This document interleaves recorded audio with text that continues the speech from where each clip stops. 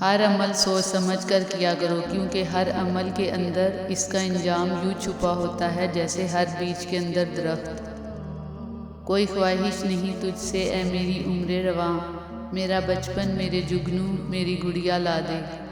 گناہ کے بعد ندامت بھی توبہ کی شاخ ہے۔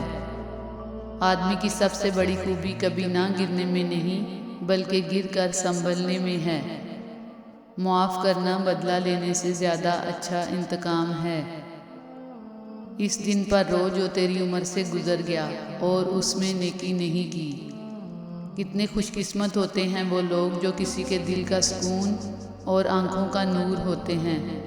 خوشی کے پھولوں سے اتنا پیار نہ کرو کہ اس کی پنکھڑیوں سے غم کا عرق ٹپکنے لگے۔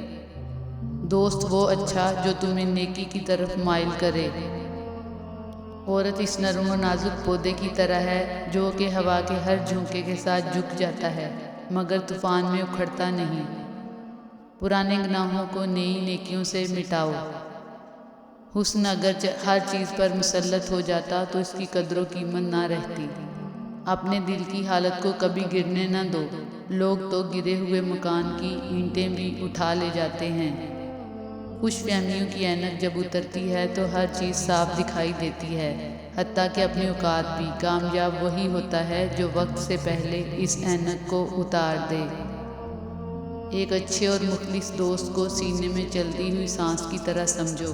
اگر وہ کسی بات پر تم سے خفا ہو جائے تو اسے بار بار مناؤ۔ قسمت پہیے کی مانند گھومتی ہے، کوئی نیچے آ جاتا ہے اور کوئی اوپر۔ تم جب بھی اوپر آؤ تو نیچے والوں کا ہاتھ تھام لو، کیونکہ اگلے چکر میں تمہیں ان کے سہارے کی ضرورت پڑے گی۔ زندگی ایک ایسے پنجرے کی مانند ہے جس میں ہر انسان کو اپنی عمر کے تعین کردہ سال گزارنے پڑتے ہیں۔ ادھوری باتیں اور ادھورے جملے سن کر اپنی مرضی کی داستانیں تخلیق کرنے والے لوگ ہمیشہ دکھ ہی اٹھاتے ہیں۔ کائنات کا پہلا گناہ نہ شرک تھا نہ کفر، پہلا گناہ تھا میں اس سے بہتر ہوں۔ باپ جیسی حفاظت اور ماں جیسا پیار دنیا میں کہیں کوئی اور نہیں دے سکتا۔ درخت نے ایک شخص سے کہا، میری عادت اپنا لو، زندگی میں کامیاب رہو گے۔ جب کوئی مجھے پتھر مارتا ہے میں بدلے میں پھل دیتا ہوں۔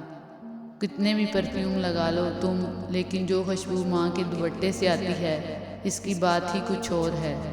یہ جو مائیں ہوتی ہیں نا بہت انمول ہوتی ہیں، یہ نہ ہوں تو بیٹیاں بے مول ہوتی ہیں۔ ممکن اگر ہوتا کسی کو عمر لگانا میں ہر سانس اپنی ماں کے نام لکھتی۔ انسان کتنا بھی بڑا کیوں نہ ہو جائے، ماں کی ضرورت ہمیشہ رہتی ہے۔ دنیا میں سب سے دولت مند وہ ہے جس کی ماں زندہ ہے۔ ماں کے پاس جا کر بیٹھ جایا کرو، کیونکہ ماں کے ساتھ گزارا ہوا وقت قیامت کے دن نجات کا سبب بنے گا۔